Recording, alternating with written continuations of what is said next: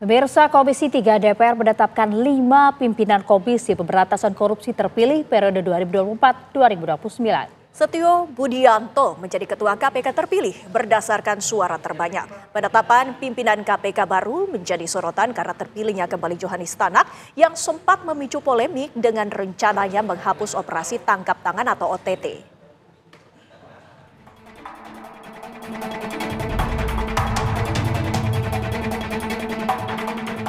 Komisi 3 DPR menetapkan 5 pimpinan KPK terpilih periode 2024-2029 dalam rapat pleno. Pemilihan dilakukan secara voting oleh 48 anggota Komisi 3. Pemilihan dilakukan setelah Komisi 3 DPR menggelar uji kelayakan dan kepatutan terhadap 10 calon pimpinan KPK.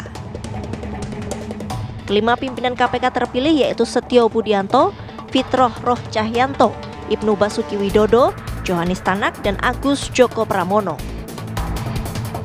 Setio Budianto terpilih menjadi Ketua KPK dengan mendapatkan 46 suara. Dari 5 orang pimpinan KPK terpilih tersebut, pimpinan mendapatkan persetujuan forum. Apakah saudara Setio Budianto dapat dipilih dan ditetapkan sebagai Ketua KPK masa jabatan tahun 2024-2029? Jadi ini setuju untuk 5 orang terpilih sebagai anggota, wakil ketua 4, 1 ketua Setio Budianto ya. Penetapan pimpinan KPK juga disorot karena terpilihnya kembali Johanis Tanak yang berencana menghapus operasi tangkap tangan. Dalam uji kelayakan, Tanak menyebut operasi tangkap tangan tidak tepat dilakukan. OTT menurut hemat saya saja, saya kurang mohon izin, walaupun saya di pimpinan KPK saya harus mengikuti, tetapi berdasarkan pemahaman saya, OTT sendiri itu tidak pas, tidak tepat. Karena OTT terdiri dari operasi tangkap tangan.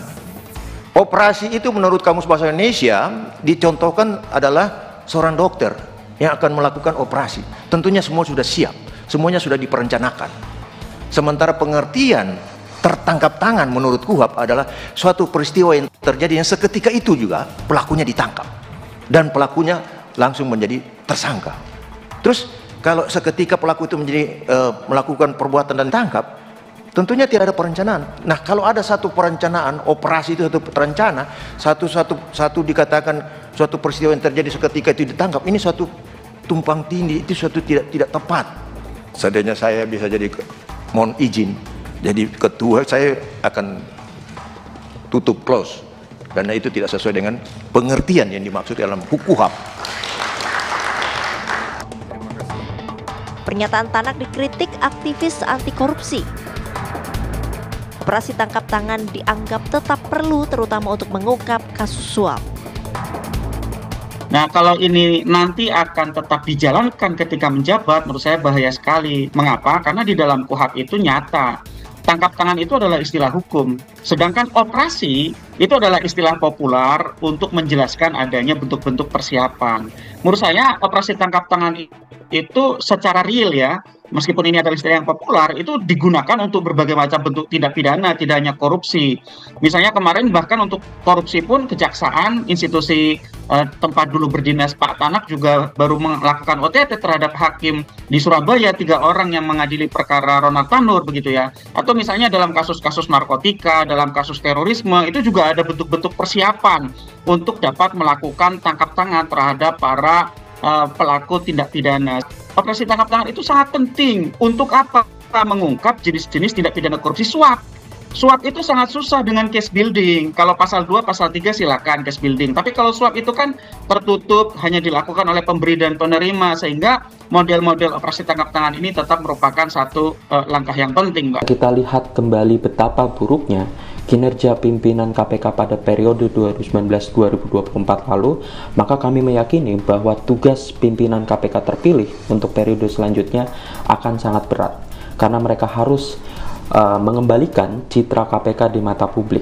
Salah satunya dengan cara melakukan perbaikan tata kelola kelembagaan serta melakukan pemetaan ulang terhadap strategi pemberantasan korupsi untuk meningkatkan kualitas dan juga kuantitas penindakan kasus korupsi yang mereka akan lakukan.